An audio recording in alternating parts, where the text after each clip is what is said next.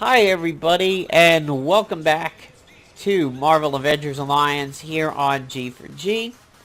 Today I'm going to be talking about PvP Season 27. We've got about 10 days left, and hopefully you guys get to watch this video in time to make some changes in your PvP. Now, for this video, I wanted to talk about one of the pitfalls that's currently going on within the PvP season, and that is the overusage of the Little Debbie, or the Deb, the Dark Energy Blade, on PvP defense. The problem with the Deb on PvP defense is the fact that when you manually use the Deb as an action, you consume a turn by going ahead and using the Deb. You waste a turn. And, wow, the Union Jack had to remove buffs. So this is going to be fun. Alright, let's go ahead and start things going on a little bit here. So Rocket Raccoon is going to die before he gets a turn. The Deb, when used on defense, you have to remember the AI considers it a valid weapon that can be used on any given turn. And most often, what happens is the fact that the Little Debbie is used at the expense of using good things. So now we'll take a look at this agent, and we will pretend... Oh, that's always so risky. The Grace Note saves these teams sometimes. Oh boy. Oh, my agent's gone. We're still gonna win. They don't have their buffs. They can't gain their buffs thanks to the nanoplague. But when the Deb is used as an active item, it consumes the turn when you maybe have better things that you can actually use. And that, of course, is a major problem. And I'll show you this agent's gear afterwards. And we'll show you what happened if he had the Little Deb. That's what I really like about this team, and why I'm happy to be using them again in PvP. They're pretty capable of turning the tides of war. Obviously, I lack the combo breaker that I used to have with Hafe, but that's easily fixed with a hammer pistol or the scrapper suit. So if we take a look at this agent's gear, he has it. He actually did something right this time by using the neurotrope, and then he used the rapier. But more often than not, the Little Deb, or the Debbie, the Dark Energy Blade, is activated manually. When doing that, you cost the agent a turn. The Deb is not worth ever activating manually, unless you are really, really super desperate and just have nothing else you can do. So, a lot of people are slapping it on defense, and I have watched Bruiser agents spam the Deb the entire match when they had good things in their history, like the Lunacy or the Scroll of Runemeroth. There was an entire match that I went where the agent spammed the Deb, and when I looked at his gear afterwards, I was like, man, if he did any one of these other things, it may have been a completely different match for the enemy team. So, the Deb definitely puts in work. Don't get me wrong, but I think it is costing people to use it on defense, and I would really recommend people start coming away from the Deb on defense. I'm not saying it because I don't want to deal with it. I'm saying because I just think it's going to hurt people in the long run. But then again, that's the balance of it. The Deb is capable of interrupting so many things and messing them up. I think the valid trade-off is the fact that you risk using it manually. So, the other thing I wanted to talk about is if you have these suits, you may want to consider trying these guys out on offense. They're really strong. I really wouldn't trust these guys on defense. But I'm going to show you this setup here. This is a team I used a long time ago, and then they got replaced by Hafe and Molly, which became Hafe and ASG, which became Hafe and Elsa, and we are now back to them. So, she is using her synchronized empowered ISO 8, which begins the fight with mental preparation. That means this is active from the beginning of the fight, and also when it kicks in, it restores stamina because of grace. Now, if I were to equip the aware ISO, she would actually start combat with combat awareness, and that's something I may want to do. But, you know, this restores a lot of stamina. This gets used way more than this. I mean, I would honestly say this is 75-25. But, yes, I could be super cheesy and give herself combat awareness in the beginning of the fight. But she's rarely ever attacked early on, and I do mean rarely. On her level 1, she has the Rushing A ISO 8, which says it's a quick action. Huge. Absolutely huge for this team up. And I have Monomolecular Blades on her level 9, which means it ignores defense, so the chances of a fatal blow are really good. If you can see her stats, 5-bar in attack, accuracy, and evasion. Now, Archangel, really very criminally underrated, especially when he gets going with his ISOs also. He puts in a ton of work, and he dodges like crazy because of the techno-organic wings. So as you can see here, 5-bar in attack, accuracy, and evasion. He is running the offensive fighter ISO, aggressive, melee attacks, increase attack. And if we look, melee, melee, melee. So 3 of his are melee.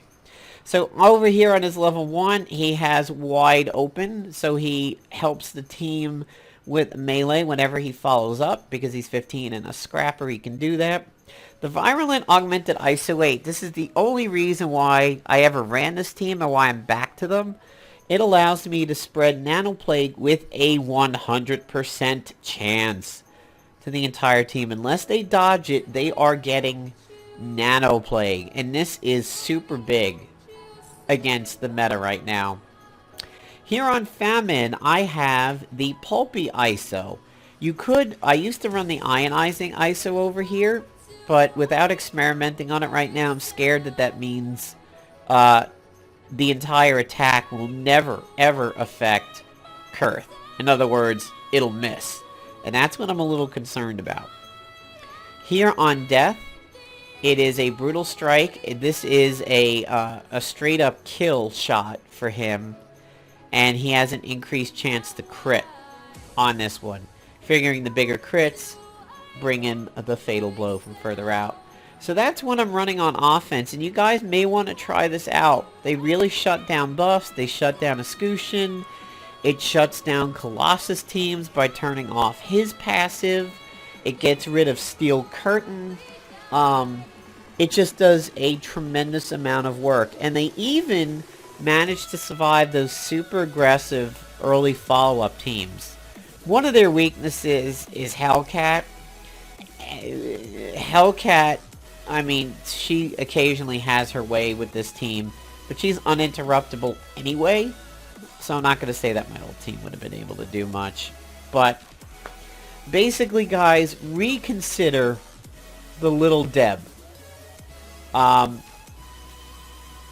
Yeah, the Little Deb, I think, is going to cost people more matches than they think, just because the agent might accidentally start spamming it at the cost of using all of its good things.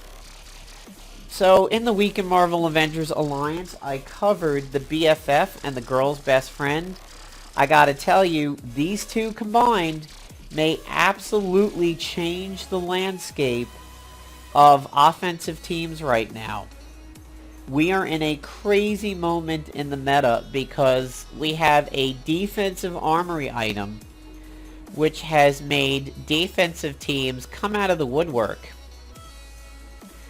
because of the fact that, you know, we have that irradiated waste crap.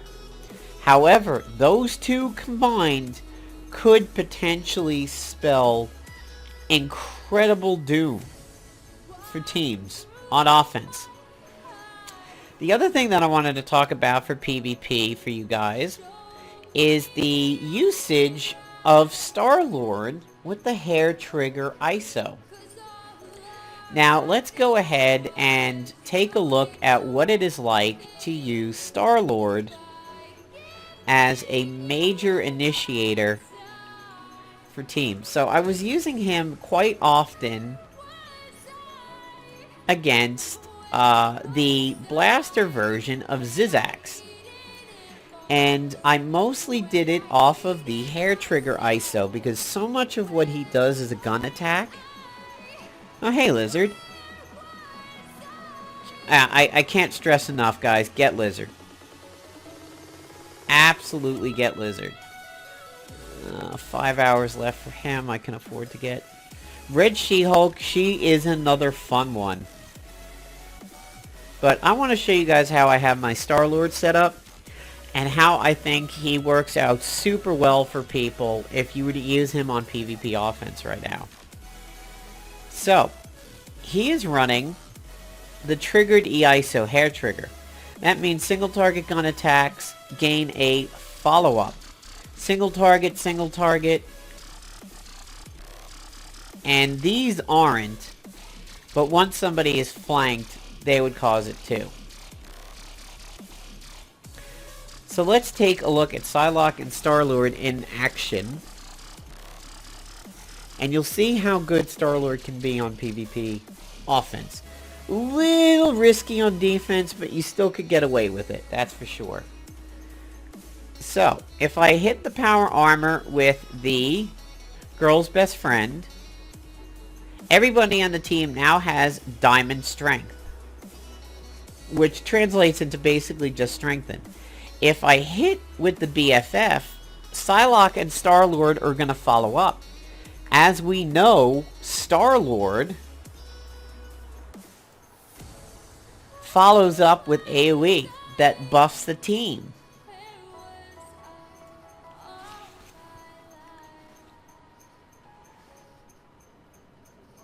The Devour is the hardest working follow-up / counter item in the game. If there is somebody that I would bet to follow up on things, it would always be the Devourer.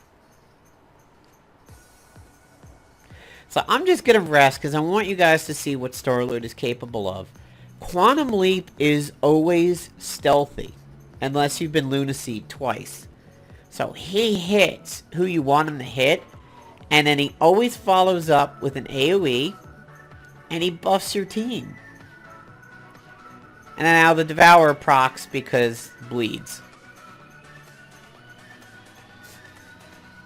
So you can see how quickly the entire enemy team got erased. Star-Lord with the hair trigger ISO, I think, is right now really very, very underrated. And I don't think a lot of people are realizing just how good this can be.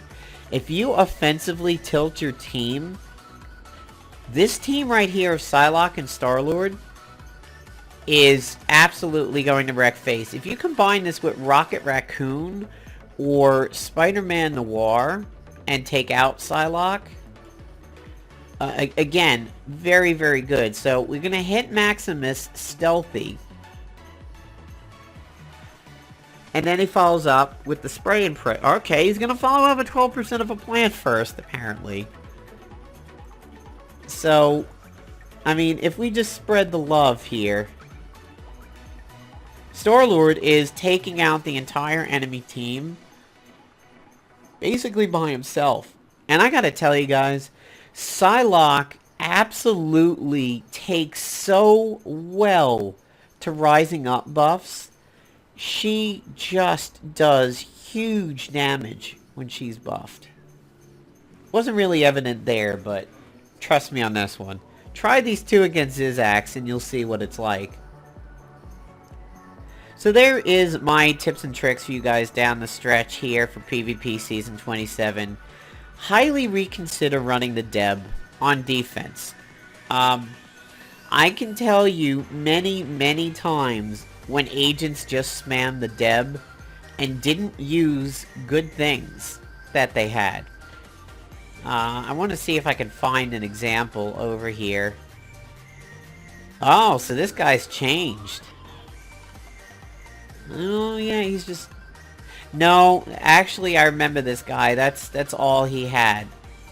That was a strange team. I think that was actually a very easy team.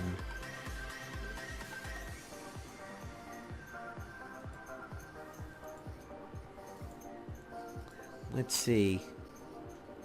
No, definitely didn't run into something like that. Unless I had killed him so quickly that I just never... He might have changed up his stuff. Here's a follow-up team. Yes, I remember this guy. With the channeling glove. This was a Pesty Enchantress team. Where every time the Enchantress hit me, that channeling glove followed up. And because I don't have any combo breakers now, it worked me over a little bit, but it wasn't really too bad. This was a Victor Beta Ray Bill team.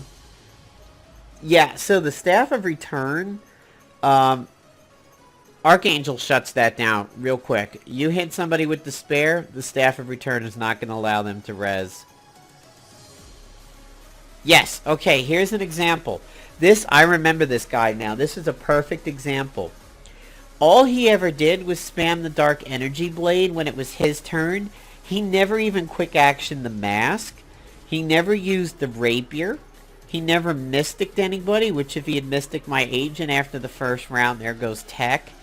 All he ever did was use the Grace Note as a pre-counter. And then he manually used the Dark Energy Blade twice, and none of the rest of this ever came into play. Obviously, you can see what this is. This is a follow-up team. This is like your Union Jacks, your Spiders, your Rockets. None of this got used. And this is a total waste. And this is just a badly organized defense. Because aside from using the Vigilante Mask as a quick action, using any one of these four could happen. And only really the Rapier or the Grace Note is the best to use. These two are wastes. Especially this. This is the biggest waste of them all. So, be careful, guys. Really reconsider using the Deb on defense. It may hurt you more than you think. So just consider that. However, if used and the follow-up does actually occur, you will initiate follow-up teams. That is the one good thing about it. But you have to hope that you get the random follow-up on it.